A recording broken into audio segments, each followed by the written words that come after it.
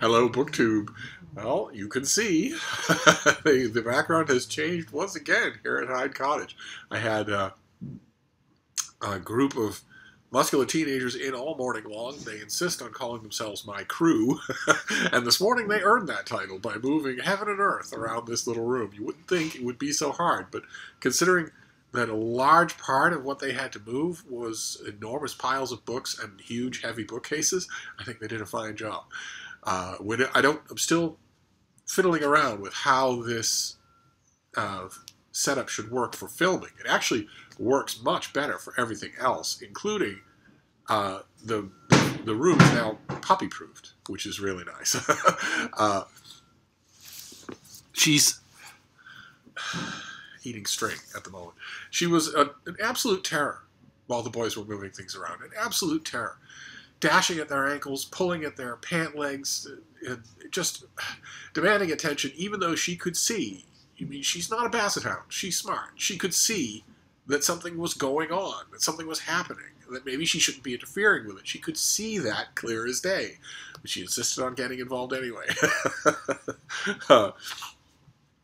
So my job consisted mostly of corralling her while the heavy lifting was done. But the heavy lifting is now mostly done, and the sequel to it I can handle on my own, which is a gigantic book sale, a year-end book sale to the Brattle Bookshop here in Boston, and that will be it.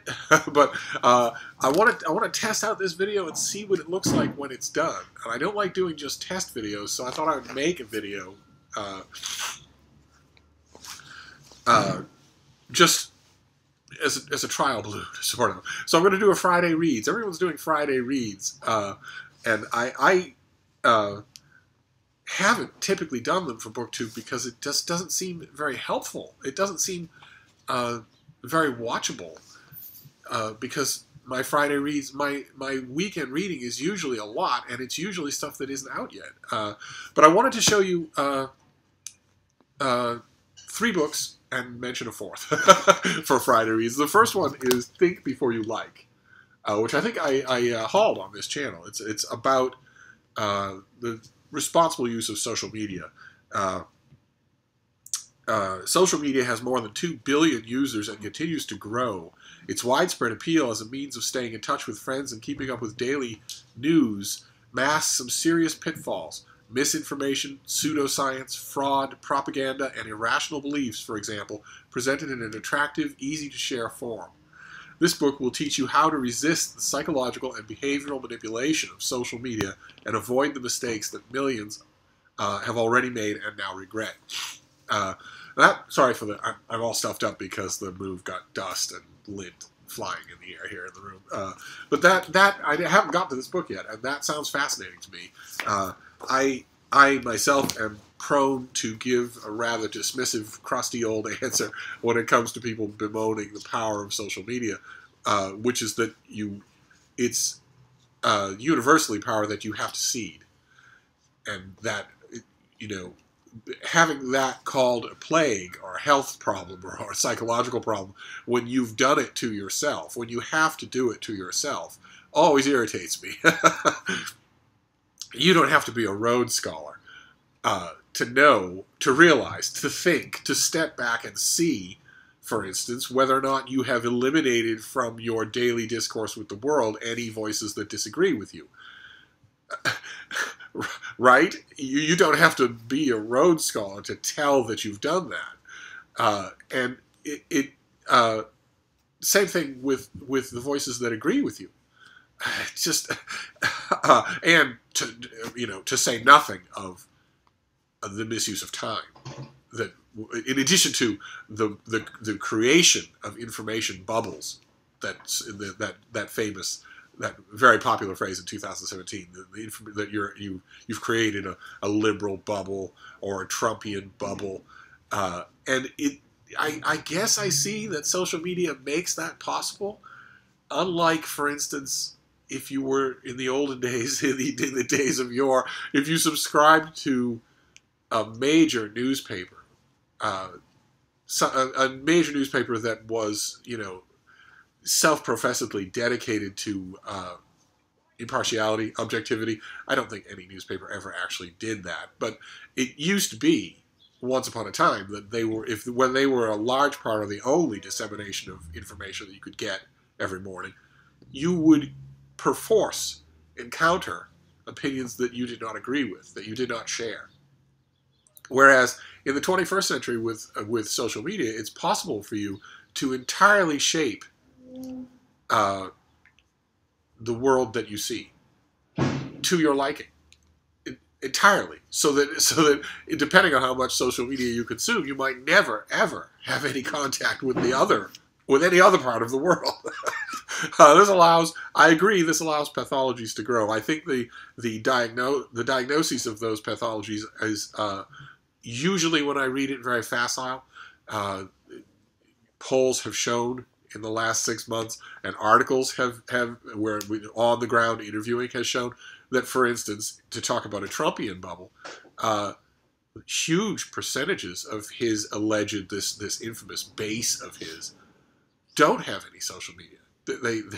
They have TV, and their TV is Fox News. So, but anyway, so it'll be interesting for me to see the steps that this author proposes for how you control and master your social media. I don't know that I am the target audience for the book, but I'll be fascinated to read it anyway. The next one is something we've seen on this channel before. This is the finished copy. This is the big book of the Continental Op by Dashiell Hammett. This is, I believe, the first time that all of his writings of the Continental Op have been collected in one book. A nice big floppy auto penciler production from Black Lizard Press. This is Vintage Crime, and I've read Continental Op stories, over the decades. I don't know, I like them. I like Dashiell Hammett a lot. I don't know if I'm going to go through this from front to back. I'm not sure that I'm supposed to. I'm not sure that that's the reason for it. I love the fact that it's all in one book, and I love that they gave it a noir look and all that. But I confess, for the big book of the Continental Op, I will probably dip in and out. And then the one more book that I wanted to mention in hand is something that just came to me recently.